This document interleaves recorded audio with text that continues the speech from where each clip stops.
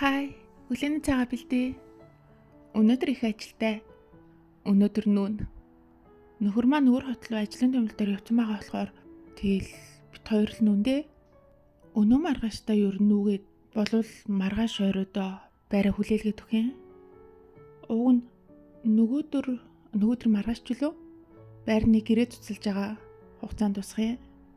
Манай нөө байрны эзэн байраа зарах болчоод тэгээд бид нартай гэрээ цуцлах гэрээ тусад нь хийгээд нүүжигээ болохоор нэмэлт гэрээний дагуу бид нарт жоохон нүүх байр хайх зэрэгээр л жоохон асуудал төвөгдж байгаа ч гэсэн яг гэрээнийхээ зарчмаар явбал бид нар бас гайгүй. Яг гэрээн дээр хэрвээ аль нэг тал нь хувийн асуудлаас болоод гэрээ зөрчих түрээслэх хугацаанаас эрт гэрээгээ цуцлах энэ тохиолдолд нөгөө талдаа сарын өмнө урьдчилан мэдэгдээд тэгэд нэмэлт 1 сарын түрээсийн мөнгөтэй тэнцэх мөнгийг гэрээ зөрчсөний төлбөр гэж олгоно гэдэг байхгүй юу? Тэгэд манайх болохоор байрныхаа эзэнтэй та нар амар төвөг утсан штий бид нэр үгүй ингэхгүй энэ төр гэд гүрийвэл бас гүрийж болно. Яагаад гэвэл одоо байрны эзэн байраа зарах гэж байгаа штий. Тэгэд гэрээ давсан нэг улсын хууль гэж байгаа штий тий. Үндсэн хуулиндаа болохоор зарах борлуулах нь түрээслэх эрхийг зөрчихгүй гэдэг ингээд илүү том хууль нэгдэг байхгүй юу? Тэгэд хэрэг бид нэр үгүйгээ суучгал юм бол гэрээ дуслаа бидний талд байж болно л доо. Гэхдээ нөхөр болохоор за угаасаа л тэгээд гэрээ тусаа жилийн дараа байрын судлаж өгөх л болчих юм байна. Бид нэр дахиж үргэлжлүүлэх боломжгүй юм байна. Тэр үед угаасаа байраа зарна гэдэг чинь байна. Тэгээд тэр үед чинь бид нэр ямар ч ингэдэг нэмэлт мөнгө авахгүй ингэж явснаас одоо нэгэнд л нүүхээс хойш эртхэн нүгээд тэгээд байрныхаа эзнээс 2 сарын түрээсийн мөнгө авъя. Тэгээд дээрэс нь өөр байр олж өг. Тэр байр олж өгөхдөө зуучлалтын мөнгөний өөртөө гаргаж өг. Энтергээд яригээд тэгээд тохироод тэгээд нөгөө байрны эзэн маань угаасаа байраа зарах чаа тэгээд амар хитаа хүмүүсээ тохихгүй юу тэгээд тэгэл одоо нүүж байна.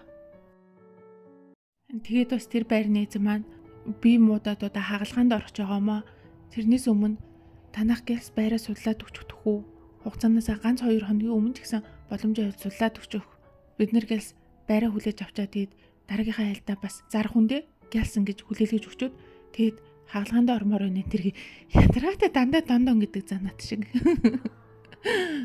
Тэгээд би бас энэ 2 хоногтой юмнуудаа нүүлгэж шинэ байранда орох хэрэгтэй. Нөхрийг заавал хүлээх шаардлагагүй дээ. Нөхөр угаасаа ойрд ажил ихтэй ядарч байгаа бах. Мэдээж бүр даахгүй том юмнууд байвал нөхрийг хүлээе. Тэгэхээс биш нэг даах хэмжээндээ юмнуудыг бол зөөчих хэрэгтэй шүү дээ. Хувцас хуунаар хүүхдийн тоглоомууд ном дэвтэр эднэрийгээ бол чимдамдаа хийгээл түрээд угаасаа хотгон дотроо нүүжиг болохоор хол ерөөсөө бишээ. Хивс ор хүнжил гэлгэл галзуухны юмнууд гэл овор хэмжээхтэй юмнууд болохоор долын дэлгүүрийн охины түрдэг тэргийг гуйгаад авцсан. Тэгээд хайрцаган дээр хийгээд зөөж байна да. Зүгээрээ санаа зовлтгоо. Хүн хүч дуудах шаардлагач гарсангүй.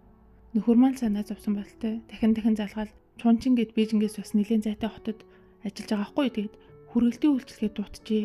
Манайх ч хотон дотор ойрхон болохоор нэг 500 янаар 250 мянган төгрөгөөр хүргэлт хийдэг хүмүүс дуутчихгээд тэнгууд нь би гэгүүн туур хүрчих юм чам. Юу яриад аа? Ямар үнэтэй юмар яах гэж ингэж хэлэх гээд аа? Би өөрөө зүүчээгээд хахад битгий санаа зовоодаач. Тэгээ чи энүүхэн хооронд зөөгч юу байсан? Хамгийн гол нь юмаа баглах, тэрэн дээр гаргаж тавих нь л асуудал болохоос биш. Тэгэд очиод бас тэрий чинь шинэ байран дээр дахиад очиод задлж имхнүүлж хураан штэ. Тэр нь хамгийн том ажил болохоос биш. Энэ хоорон цөөх бол ерөөсөө асуудалгүй тийм юмд ийм мөнгө хүрхгээд таглаараа яадیں۔ Ер нь яагаад мөнгө төгрөг амар их үрээд байгаа юм чи гэд нөхрийг бас зэгнээд. Ийм мөнгө үрсэн бэ гэхлээр ингэсэн. Нөхөр 3-4 хоногийн өмнө ч юм уу ажилласаа тарж яваад уртлын мопедо мөргөөд тэгээ цагдаа гэсэн чинь нөхрийн бур байна гэд тэгээд тэрний төлбөрт нөгөө тал нь 1000 юан 500 мянган төгрөг нэхэмжлээд тэд нөхөр шууд гаргаад өгсөн. Би уг нь хүч ажилласаа тарж авсан болохоор наа чи одоо үйлдвэр ослоо гэдэг лөө. Юу гэдэг лээ. Ямар ч гэсэн компаниасаа даатгал авчгаа. Тэд нөгөө талынхаа хэлсэн мөнгийг битгий амныхын зоргоор өгөө. Үнэхээр тэгээд эмнэлэгт үзүүлсэн бол баримтын шаард инг тэг гэдгсэн чинь нөхөр за тэгж явах заваалга нүгтээ гаргаад өгсөн байхгүй юу. Тэгэхээр за угаасаа он дуусж байгаа юм чинь гарах юм гарч байгаа юм билүү тэгээд хайцсан. Тэгсэн чинь дахиад бас нэг өөр гинтийн зардал гарцсан. Юу вэ гэхэлэр бид нар одоо ингэж шинэ байранда суучлалын хөлсгүүгээр орно гэд өмнөх байрныхаа эзэнтэй ярьсан байсан. Яаж тийх вэ гэхээр өмнөх байрны маань эзэн найз зуучлагчаараа биднэрт байр олуулж өгөөд тэгээд тэр нь хөлс авахгүй гэд ярьсан байхгүй юу? Тэгэд яг тэр найз зуучлагч нь болохоор амар сонсон байр үзүүлээ тэр нь угаасаа таалагддаг юм гэсэн чинь за та нар өөртөө бас давхар байр үзчих. Тэгээд таалагдсан байраа олчвол би дундан зуучлал хийгээд тэгээд шинэ байрныхаа эзэнтэй гэрээгээ байгуулчих гээд тэгж ярьсан ууг нь. Тэгээд за тэгээд тэгэд би өөрөө хажаад нүх байраа олсон байхгүй юу? Тэгэд би энэ шинэ байраа олохын тулд дахиад өөр шинэ зуучлагч ингээд дундаа оруулаад ирчихээз нөгөө хуучин байр. Яа би бүр ямар орооцолсон юм яриад байна тий. Тэгээд хуучин байрны нөгөө найз зууч ямар ч гэсэн ингээд шинэ байрны эзэнтэй намайг холбоод за гэрээгээ хийцгээгээд тэгсэн чинь нөгөө шинэ байрны эзэн тэгжээг байхгүй юу? Энэ байрыг чамд олж өгсөн энэ зууч чинь бас миний зууч, миний найз. Энэ хүн тэгээд яах юм? Ямар ч үйлчлэгийг хүсэхгүй ингээд үлдчихэр ч муухай юм шүү.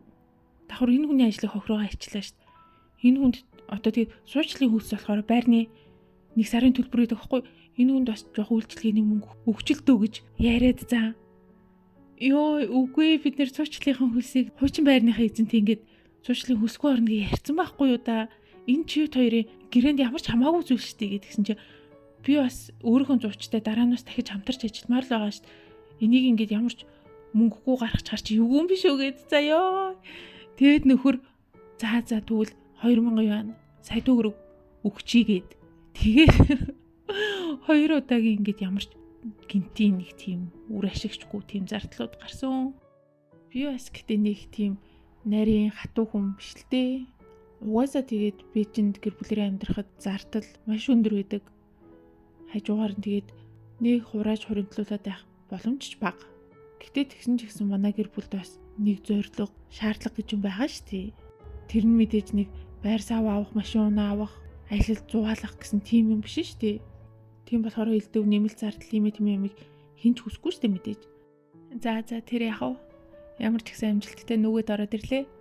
Хуучин байрныхаа эзэнд байраа хүлээлгэж өгөөд мөнгө төгрөгөө өгөлцөж авалцаад болгочлаа. За одоо ийм юм яаж анзлах юм? За бабаа